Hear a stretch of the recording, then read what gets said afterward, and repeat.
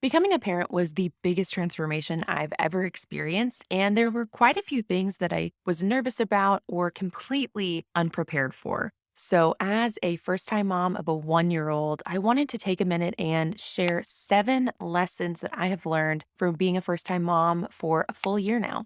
If we haven't met yet, I'm Megan. I have a 1 year old daughter named Kelly, and I've been a content creator and business owner since 2014. On this channel, I talk about things like productivity and time management, planning and goal setting, mindset and self care, parenting and motherhood, and more. So if that sounds right up your alley, be sure to subscribe and hit the notification bell to get notified when I publish a new video every single week. Before we get started, I want to clarify this video is not about the lessons learned in raising a human. So, we're not going to be going into details about Kelly's first year or how we went through those different milestones from introducing food to transitioning off of the bottle to her milestones, where we buy her clothes, her favorite toys, things like that. We're really going to be focusing on my journey and lessons learned as a first time parent and mom. So, it's all through that lens. If you are interested in things like birth story favorite products or how we've accomplished and gone through certain milestones, I would love to create more content about that. So feel free to leave a comment below with any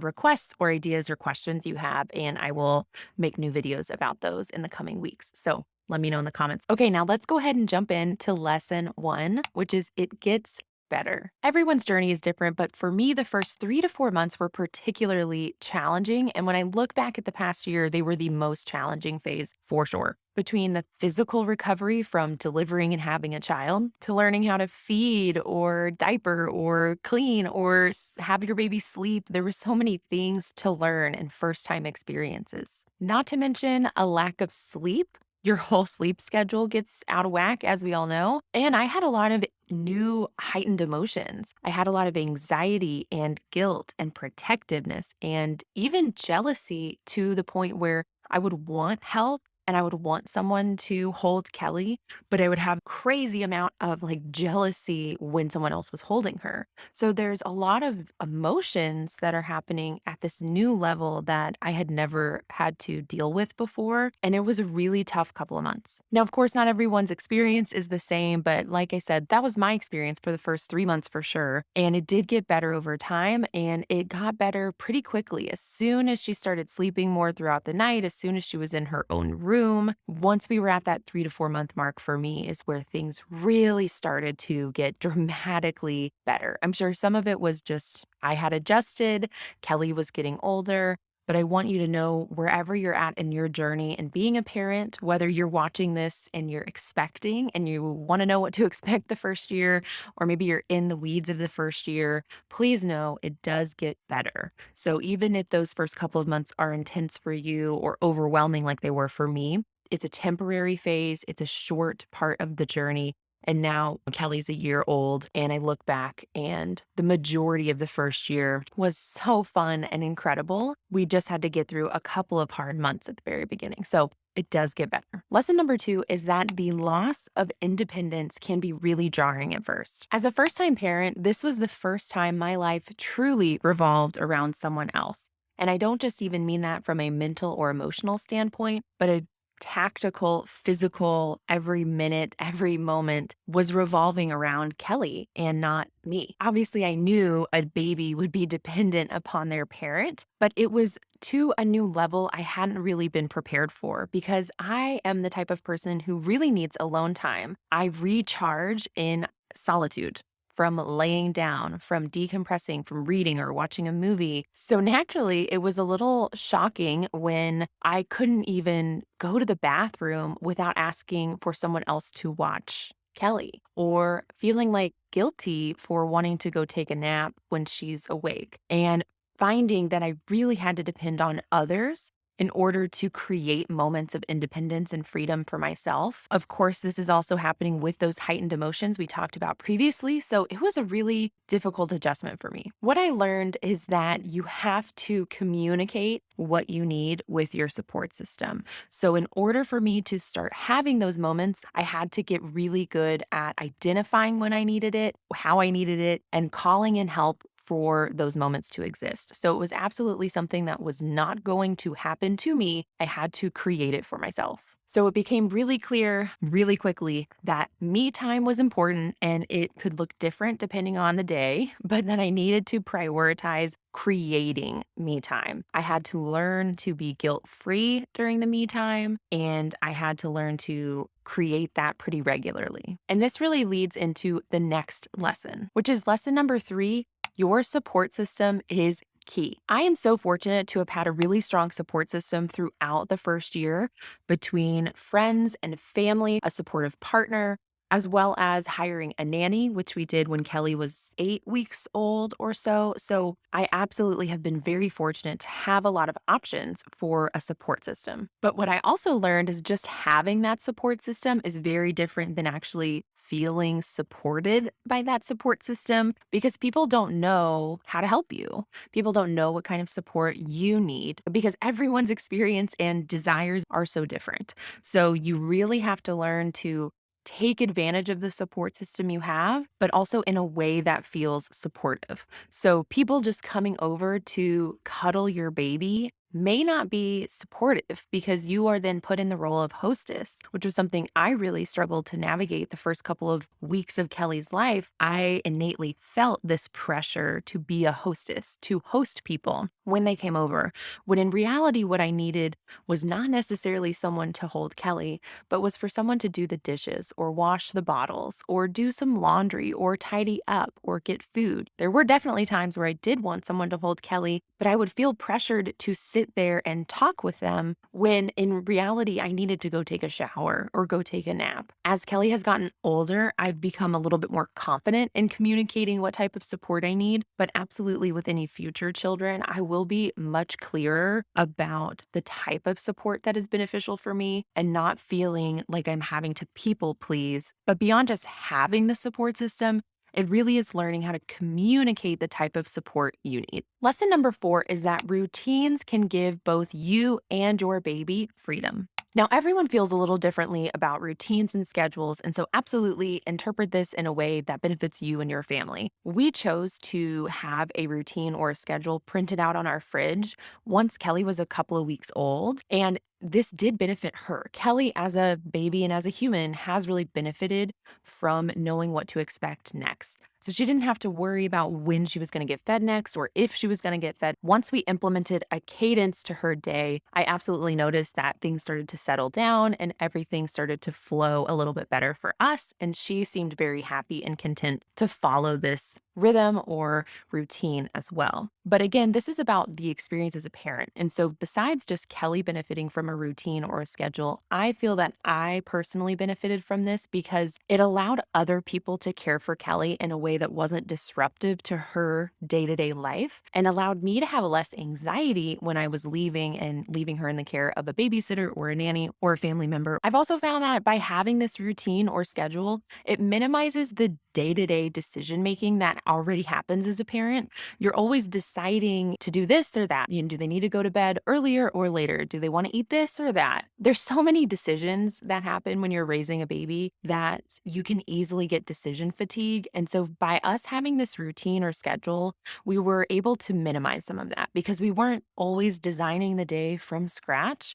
We knew what to expect from the day. We could plan outings or activities accordingly. And it just reduced the mental load of becoming a parent for the first time. So I'm not sitting here saying you have to have a strict schedule. We absolutely adjusted ours as needed. But I will say it didn't only just benefit Kelly, it absolutely has benefited our family and has worked very well for us. Okay, had to relocate because my dogs would not stop barking, but hopefully this is okay. Lesson number 5 is to trust your intuition. Now, when you become a parent, and even when you're pregnant and preparing to have a child, there are so many inputs coming at you between books and courses and your friends, your family, strangers on the internet. There's a lot of competing advice.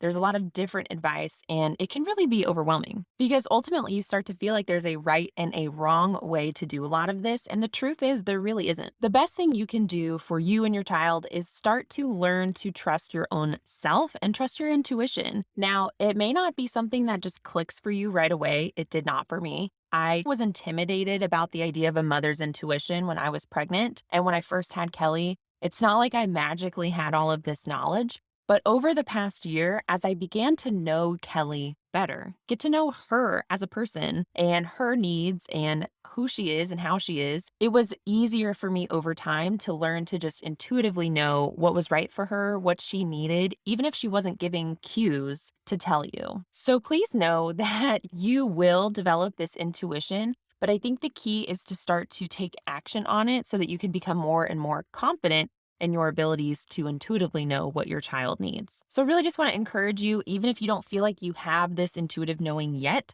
know that it can and will develop over time. And you just need to listen to it and take action on it in order for it to really develop and strengthen and for you to feel confident in your intuition. Lesson number 6 is to treasure each moment and take lots and lots of pictures. It's cliche, but it's definitely true that the days are slow, but the years are short. And now that Kelly's over a year old, I look back at the last year and simultaneously feel like it really was the longest year of my entire life. And also, I can't believe that it's over and how much happens. The amount of change that happens in a year is mind blowing. Your baby goes from brand new infant, newborn, tiny little thing to a child eating real food with opinions and a personality, and they're moving, and it's just crazy how much happens, and it goes by slowly and yet also incredibly quickly. And as I've mentioned, I had a really hard first couple of months with Kelly. I would say the first 3 to 4 months, she was not a hard baby. I just had a lot of adjustments that I was going through and navigating. And so I feel like when I look back at those first couple of months that I really wasn't treasuring it. And even when I look back at the whole year, it felt a lot like I was just in survival mode trying to get to the next milestone. And while that's probably always how it is, I really wish I had been able to treasure the little moments because I don't think I really realized how fast they would go by. For example, Kelly no longer drinks milk from a bottle. And so we don't have that bonding time where I'm feeding her a bottle and we're sitting and we're cuddling. We don't have that moment anymore. And I miss it. And I look back at photos and videos I took from even just selfies on my phone. And I'm so glad I took those videos and those selfies because I get to relive and treasure the experience again, even though I won't actually be feeding Kelly a bottle ever again for her whole life, which is just crazy. I would encourage you to try to be as present and mindful and just in the moment with those special little things that only you get with a newborn. And to also take the videos, take selfies, ask people to take photos of you. I know I never felt like I wanted to be in a photo. I was not happy with how I looked, but I'm so glad that photos were taken anyways, because when I go back and look at those photos, I'm not even looking at me. I'm looking at me and Kelly. I'm looking at Kelly and our dynamic and how little she was. And even the photos that in the moment I hated of myself, I look back now and I think they're some of my favorite photos. So even if you're not used to asking people to take photos or videos of you, this is a great time to practice that and to ask people to take photos and videos and to also take those videos yourself. I have some really sweet videos that are just selfies of when I'm cuddling with Kelly or playing with her. And honestly, I go back and watch them all the time. And lesson number 7 is that you will grow into motherhood and it will feel natural. Before having Kelly, I did not have a lot of confidence or comfort in my interactions with kids, if I'm being honest, and never felt like I was able to just be totally normal and natural and comfortable. And while I always knew I wanted to have a family of my own, I'd be lying if I said there wasn't a part of me that was worried that maybe I just wasn't good with kids. I hoped that would not be the case with my own kid, but there was some like secret anxiety around that. And I'm so happy to share with you that even if you feel the same way with kids as I did, when it is your own child, that feeling is totally different. Over the past year, I have absolutely grown into being a parent and a mom, and I love it. It just feels so natural and second nature to me now. I can't imagine not being a mom. And I started out as a mom who was overwhelmed and had no idea what she's doing. And a year later, I feel so confident in my parenting skills. By no means am I perfect. I have a lot to learn, and we're only a year into this. So I know with each new year, there's going to be new challenges to overcome and experience as a parent. But I feel totally different as a mom now than I did when Kelly was born. I didn't have that instant, I'm a great mom. I know exactly what to do. I have this insta love. Like, it was definitely a journey for me to get to know Kelly and who she was as a person and who I am, because the identity crisis that happened for me was pretty significant. And so, even if you have a similar experience where you suddenly don't know who you are anymore or who you are as a parent, please know you will. And it will come together, and you will just do your best for a while, and it will start to come together where you will feel like a parent and it will feel natural to you, and it won't feel like something that's so new and foreign anymore. It'll just feel like your life, and it'll just feel normal. And I went from being a person who was chasing after an ambitious, ego driven goal as fast as possible to being a person who just wants to be in the moment. I want life to slow down. I want to be mindful. I want to be present in everything I'm doing. I want to be as engaged as possible in my moments with Kelly. I just want to make it all special. I want to make her life as special as I can. And I didn't feel that way right at first. I loved her,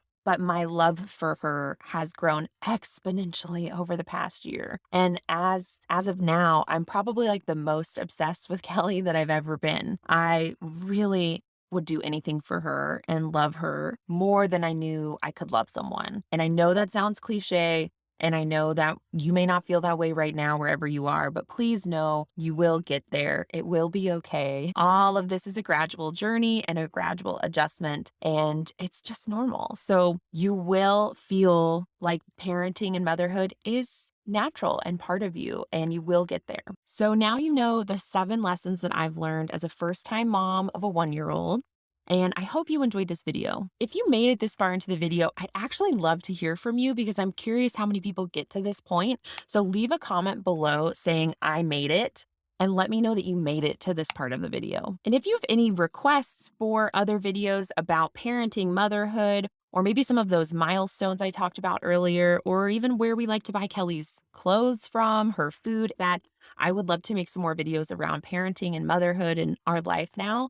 So leave a comment below and let me know if you have any of those requests. And if you enjoyed this video, I would love for you to hit the like button so I know to make more videos like this. And be sure to subscribe and hit the notification bell so you can get notified when I publish new videos every week. I'll see you in the next one.